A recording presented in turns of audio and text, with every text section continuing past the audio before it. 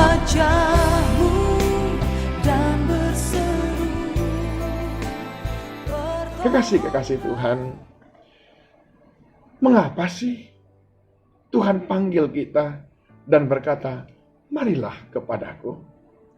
Tentu saja Dia panggil kita karena kita adalah anaknya yang Dia cintai, yang Dia kasihi, yang sudah Dia tebus di kayu salib dengan mengorbankan darahnya. Dan yang kedua, Dia melihat anak-anak manusia. Dia melihat kita semuanya dalam keadaan terhimpit, tidak bisa mengalami apa yang dijanjikan olehnya, dalam keadaan menderita, dalam keadaan terlunta-lunta. Lalu kita mulai seperti anak ayam kehilangan induk, mencari ke sana kemari, mencari ke sana kemari solusi atas persoalan kita. Dan lebih besar lagi yang mencarinya adalah kepada dunia ini. Dan akhirnya lebih besar yang gagal.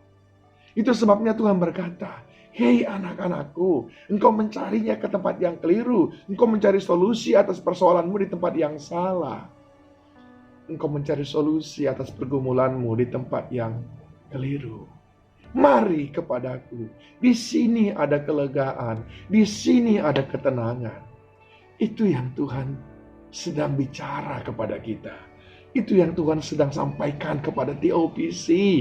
Dia ingin jemaatnya, anak-anaknya, umatnya di TOPC mengalami kelegaan, lepas dari keterhimpitan, mengalami kelepasan, lepas daripada segala kegelisahan, dan mulai merengkuh ketenangan di dalam hidup.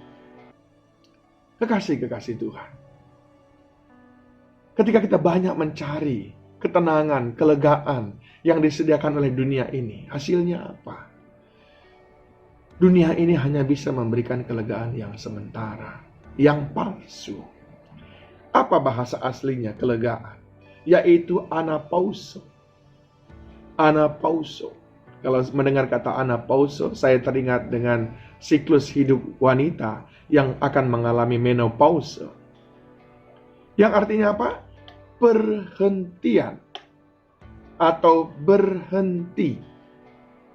Apa yang Tuhan inginkan untuk kita hentikan? Tentu saja yang pertama Tuhan inginkan kita berhenti mencari kelegaan dari dunia ini karena hasilnya pasti mengecewakan. Yang kedua, Dia ingin kita berhenti untuk menjalani hidup yang salah, untuk membuat keputusan yang salah, berhenti menggunakan cara-cara yang salah di dalam menjalani hidup ini, dan berhenti untuk tidak mengenal identitas kita sebagai anak-anak Allah. Kita mestinya menghidupi identitas kita sebagai anak Allah, yaitu orang yang dikasihi, dicintai, dan dimuliakan, dan diberkati dengan berkelimpahan.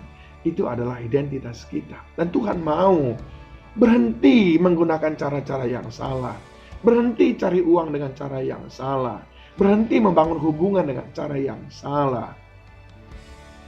Anapauso, kelegaan. Ketika kita berhenti melakukan itu semuanya, maka saat itu Tuhan memberikan kepada kita kelegaan. Kelegaan seperti apa yang Tuhan janjikan? Kelegaan yang bagaimana sebetulnya kelegaan yang ada pada Tuhan?